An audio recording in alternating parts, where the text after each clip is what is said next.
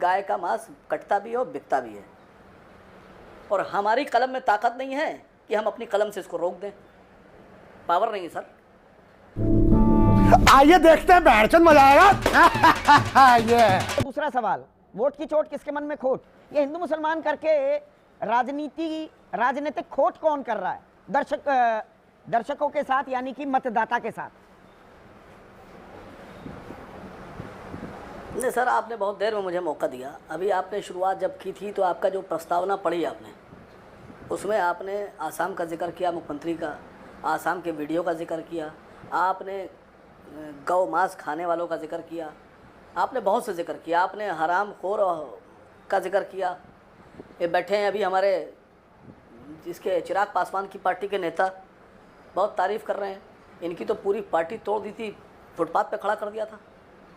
चिराग पासवान के हाथ में कुछ बचा ही नहीं था। सर सबसे नंबर एक एक करके सब जवाब दूंगा, आपने बड़ा टाइम सबको दिया है।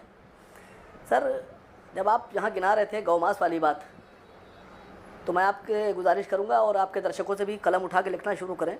लक्षद्वीप, सिक्किम, असम 3 बार नाम ले रहा हूँ, अरुणाचल प्रदेश, गोवा, केरल, मिजोरम, नागालैंड, त्रिपुरा, पश्चिम बंगाल, दादरा नागर हवेली, दमन दीव, पुदुचेरी, कर्नाटका, केरला, तमिलनाडु, आंध्र प्रदेश, तेलंगाना, ये भारत के इतने राज्यों में गाय का मांस कटता भी है और बिकता भी है, और हमारी कलम में ताकत नहीं है कि हम अपनी कलम से इसको रोक दें।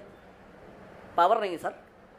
और जिनके पास पावर है, मोदी जी, हेमंता विश्व शर्मा जी, इनकी ज़बान में तो ताकत है, इनके पास कलम ये चलाना नहीं चाहते, ये गौ मांस को रोकना नहीं चाहते हैं।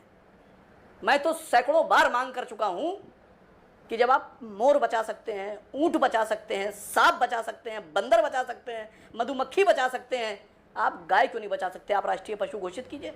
किसके मन में खोट है? सवाल मेरा मूल ये था। असम का हेमंत विश्व शर्मा आपने किया सर, भाई मैंने जवाब क्लियर कर दिया मैंने।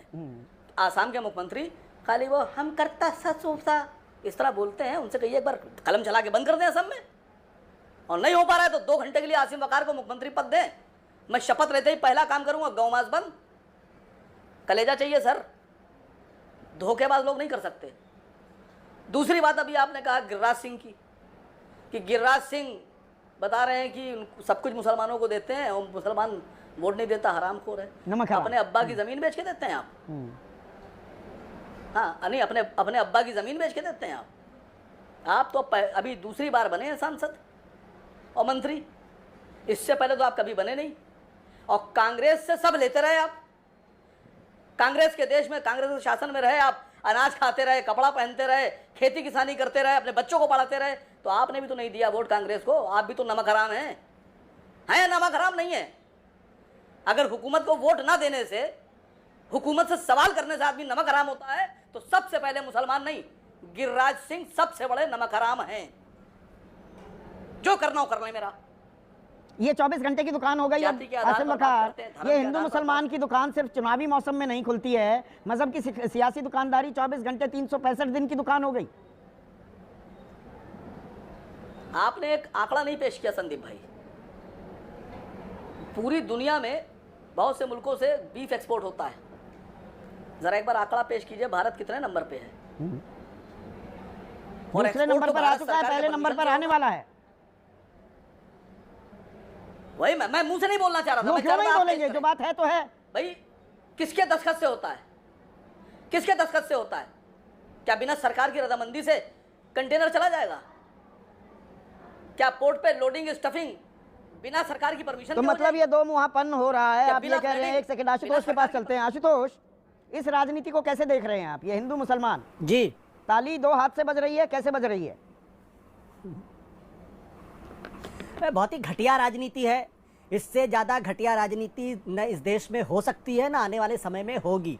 और जो लोग ये राजनीति कर रहे हैं वो भी घटिया लोग हैं, और सिर्फ वोट बैंक के लिए ये राजनीति कर रहे हैं। इसके अलावा और कुछ नहीं। इनको ना देश की चिंता है, ना इनको राष्ट्र की चिंता है, ना इनको हिंदुओं की चिंता है, ना इनको मुसलमानों की चिंता है। ये असम बीजेपी ने जो ये विज्ञापन या वीडियो ट्वीट किया है, भाई झारखंड में पिछले साल सांप्रदायिक, दुर्भावनापूर्ण और भ्रामक बताया था इसी ने, इसी तरह के एक विज्ञापन को, और आचार संहिता का उल्लंघन भी माना था। अभी तो खैर चुनाव वहां पर घोषणा नहीं हुई है, अगले साल होने वाले हैं। तो इस पर क्या कोई कार्रवाई नहीं होगी और ऐसा विद्वेष फैलाने वाला विज्ञापन चलता रहेगा वो सोशल मीडिया पर? कौन करेगा कार्रवाई संदीप? राजीव कुमार जी कार्रवाई करेंगे या फिर ज्ञानेश कुमार जी कार्रवाई करेंगे? कौन करेगा कार्रवाई? क्या प्रधानमंत्री जी के खिलाफ कोई कार्रवाई हुई जब 2024 के लोकसभा के चुनाव में वो घुसपैठिए शब्द का इस्तेमाल कर रहे थे? और घुसपैठिए को लेकर भारतीय जनता पार्टी और मौजूदा सरकार का कमिटमेंट और ईमानदारी क्या है? अगर आप इजाजत दें तो मैं डेटा के साथ प्लीज बताइए ना। 10 साल मनमोहन सिंह के 10 साल में तकरीबन 10 साल में 2005 से लेकर 2013 के बीच में तकरीबन 10 साल में 90,000 घुसपैठियों की पहचान करके उनको देश से बाहर भेजा गया। 90,000। और नरेंद्र मोदी और उनकी सरकार जो लगातार घुसपैठियों के नाम पे वोट मांगने की कोशिश करती है, इस देश को डराने की कोशिश करती है, बांग्लादेश और रोहिंग्या के नाम पे सिर्फ 4 से 5,000 लोग वो भेज पाए। बिल्कुल, 415 2017 का तो भयानक आंकड़ा है। हाँ। सिर्फ 51 लोग। हाँ, यही तो मैं बता रहा था महेश वर्मा को। 51 लोग, हाँ। सिर्फ 51 लोग। हाँ, ये 51 लोग। तो महेश वर्मा जी यहाँ आपकी डिबेट में ये हिम्मत कैसे करते हैं घुसपैठियों के मसले पर बोलने की? मुझे इसी पर हैरानी होती है। और भारतीय जनता पार्टी के लोग किस मुंह से बोलते हैं, मुझे इसमें हैरानी होती है। तो इसका मतलब क्या है? इसका मतलब पर इस समय घुसपैठियों को मुसलमान से जोड़कर बीजेपी अपनी राजनीति कर रही है, पर घुसपैठियों पर कीजिए मुसलमानों को टारगेट किया जा रहा है। कहानी आधी अधूरी रह जाती है क्या आशुतोष? घुसपैठी एक समस्या है, उसका कभी निदान होगा क्या? हम अपने लोगों को नौकरी नहीं दे पा रहे, दूसरे को क्यों दे? अरे मैं कहता हूं कि अगर हिमंत बिस्वा शर्मा में हिम्मत है तो एनआरसी के आधार पर जिन लोगों की पहचान की गई कि घुसपैठिए हैं उनको वापस करें। नहीं, उसमें तो हिंदू थे ना, ज्यादा है, बहुमत हिंदुओं का था। हाँ, वो भी आंकड़ा मैंने दिया इसी। मैं कहता हूं हिंदू को छोड़ दीजिए, मैं कहता हूं हिंदुओं को छोड़ दीजिए, जो 4-5 लाख जो मुसलमान उनको तो भेज के दिखाएं कम से कम। हिम्मत नहीं है इस सरकार के अंदर, हिम्मत नहीं है। तो हिम्मत नहीं है